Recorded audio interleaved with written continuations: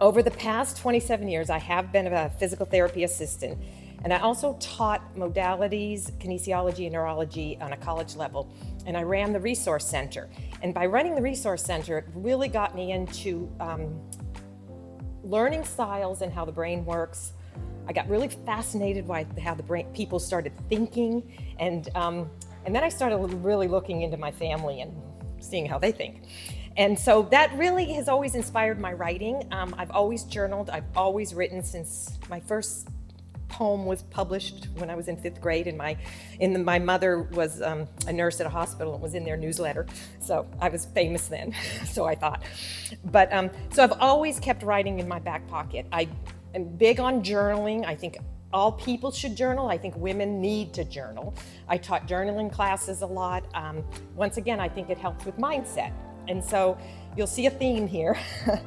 So in 2014, I found a bucket of all my writing, and I thought, I want to write a novel. The way people operate just fascinate me. So I started writing short stories, and I started with a blog called If Corks Could Talk. So that tells you a lot about my family.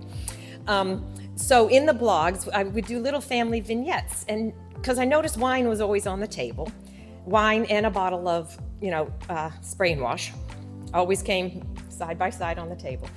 And I started doing little family vignettes, and like when we bought a boat and my sisters christened it with a bottle of wine the day it got delivered, that kind of stuff. And so my family really started to embrace, and I started finding real joy in writing because other people were reading it. The biggest thing for me was that the deeper, and I hope I can say this here, but the deeper I got entrenched in the business of writing, the more daunting it became. And I was upset that these people in this industry was taking the joy out of writing for me. And I believe writing should be joyful. Why not? I mean, even if you're writing what Lady Haley wrote, it was joyful for her, I'm sure, even through the tears. There's just something, writing shouldn't be daunting. I'm not saying it's not easy. I mean, it's definitely not, easy. But it doesn't have to be as hard as I think some people make it out to be.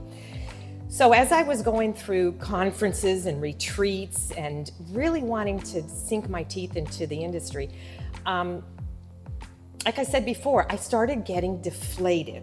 All right, so a lot of the times I left those events frustrated yet inspired, defeated yet motivated. The speakers seemed to be like doom and gloom.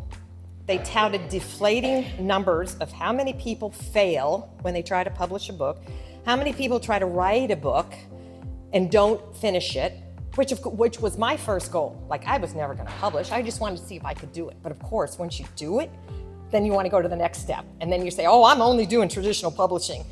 When that's daunting after 3 or 4 years, you're like, I'll go to the next step. But that's okay. It's all good because it was all learning, and we all have to know how everything works.